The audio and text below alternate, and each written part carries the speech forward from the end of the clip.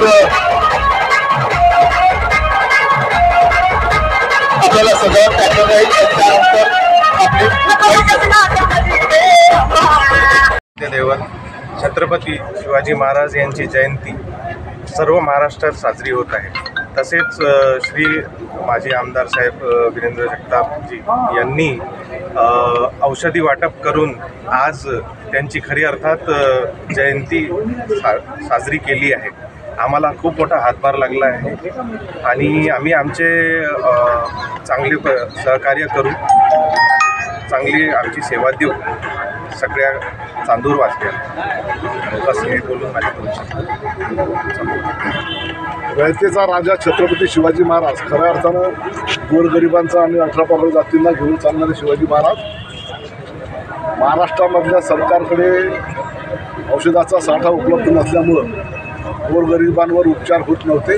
आणि आम्ही जेव्हा काही पेशंट घेऊन 8 दिवसापूर्वी दवाखान्यात आलो तेव्हा डॉक्टरांनी आपली हतबलता व्यक्त केली होती की भाऊ, अशा मोठ्या सिरियस पेशंटसाठी आमच्याजवळ प्राथमिक औषधं सुद्धा नाहीत. आणि म्हणून मग त्यांनी आम्हाला एक यादी उपलब्ध करून दिली आणि त्या यादीच्या माध्यमातून आम्ही 1 लाख रुपयाची औषधं युवक काँग्रेस, महिला काँग्रेस, ग्रामीण काँग्रेसनं सर्वांनी वर्गणी गोळा करून शिवाजी महाराजांच्या जयंतीच्या निमित्तानं फालतू खर्चांना फाटा देऊ, नाच गाणे ढोल ताशे न करता त्या शिवाजी महाराजांची जयंती गोरगरिबांना औषधोपचाराच्या माध्यमातून खऱ्या अर्थानं रयतेच्या राज्याच्या ब्रीदवाक्यानुसार गेली पाहिजे. म्हणून ही औषधाची आम्ही ग्रामीण रुग्णालयामध्ये वाटप केलेलं आहे. ते त्यांच्या पद्धतीनुसार आता रुग्णांवर योग्य पद्धतीने उपचार करतील, काटकसरीनं खर्च करतील. आणि सरकारचा या निमित्तानं मला निश्चित करायचा महाराष्ट्र सरकारचा की ज्यांना गोरगरिबांसाठी दवाखान्यामध्ये चांगल्या दर्जाची औषधंसुद्धा उपलब्ध नाही,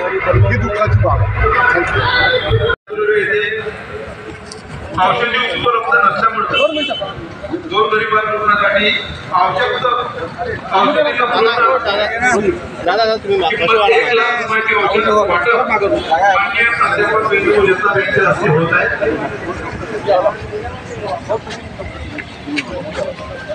इकडे भाऊ एक युवक काँग्रेस चांदूर शिवजयंती उत्सव 2025 ग्रामीण रुग्णालय चांदूर. छत्रपती शिवाजी महाराज की जय भवानी.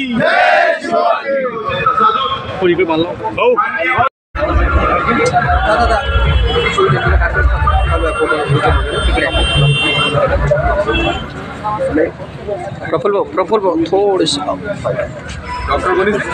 शिवजयंतीचा कार्यक्रम आहे तिकडे कुठेतरी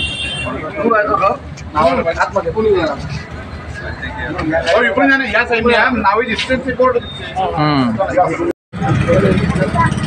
छत्रपती शिवाजी महाराज की, छत्रपती शिवाजी महाराज की.